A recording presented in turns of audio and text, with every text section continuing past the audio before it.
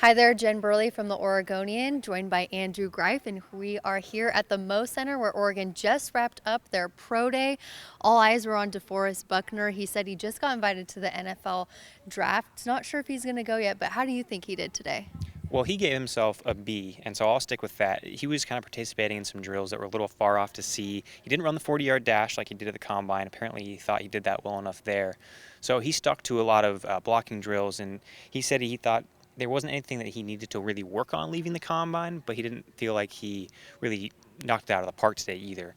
Regardless, he's going to be a top 10, probably top 15 pick in the draft. And he said today that he really feels like he has valid reason to be up there. He also said he thinks he's the best lineman in the draft. Would you agree with that?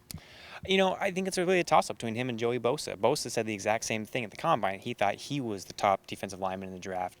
Uh, GMs are going to think differently, but what Buckner has is just the massive size. Not only the hands, the record-setting hands, but he's 6'7", 290. That's really tough to argue with. Vernon Adams also had a chance to show his stuff today. He said he had a formal interview with the Steelers, kind of maybe was comparing himself to Ben Roethlisberger a little bit. What do you think about that fit?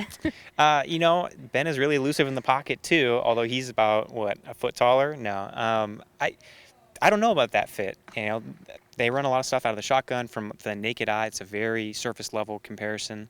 But just the mere fact that Vernon is getting interest from any teams at all is what he wants. There was a great stat that I think 5 quarterbacks in the last 20 years who have been shorter than 6 feet tall have been drafted.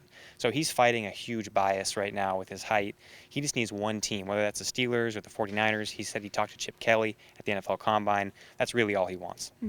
Also, Byron Marshall is a question mark heading into the NFL draft. What do you think of his chances are of maybe landing somewhere?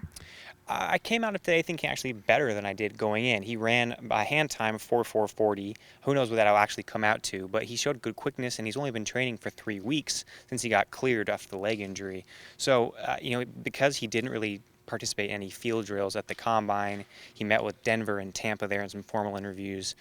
Today was a big day for him. He thought he did okay. I was pretty impressed with it. During the throwing session with Vernon Adams, he caught a lot of balls, looked good and crisp. So I think even if he improves his stock, does that put him in the draft? I'm not sure. But I think that he's a more credible draft pick today than I would have thought going in. All right, well, we will find out next month for the NFL draft. Thanks for watching today, and make sure to keep looking at OregonLive.com for all of our Pro Day coverage.